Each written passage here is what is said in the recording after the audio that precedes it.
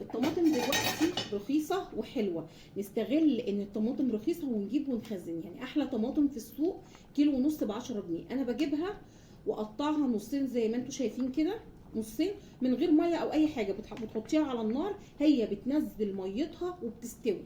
شايفين الطماطم تفاح جميله اهي.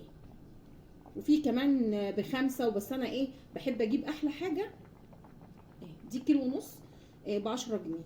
نستغل انها رخيصه ونخزن. رمضان داخل علينا واحنا عارفين كلنا طبعا ان الطماطم بتبقى غاليه في رمضان اهي. حطيتها من غير ميه، ما فيهاش ميه، ما بحطلهاش ميه خالص، بحطها في حله على النار من غير ميه. هي بتنزل ميتها زي ما انتم شايفين كده. وساعه لما تستوي تماما اطفي عليها بقى واضربها في الخلاط. استوت خالص اهي. نضربها بقى في الخلاط، نصفيها بقى، ولازم نصفيها. بعد بقى ما صفيتها هحطها تاني على النار، هتغلي غلوتين، وبعدين اروح حاطه معلقه كبيره سكر. تمام. السكر ده زي ماده حافظه. شوفوا بقى بعد ما بردت خالص، تبرد خالص، وتبتدي تعبيها في اكياس وتحطيها في الفريزر. انضف واوفر من الصلصه اللي احنا بنشتريها من بره. الحله دي ب 30 جنيه.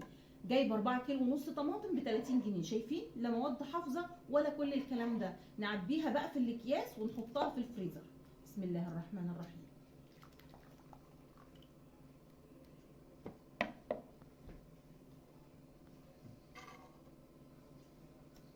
خلصت بقى تعبيتهم على الفريزر على طول. وشكرا ليكم، والسلام عليكم ورحمه الله وبركاته.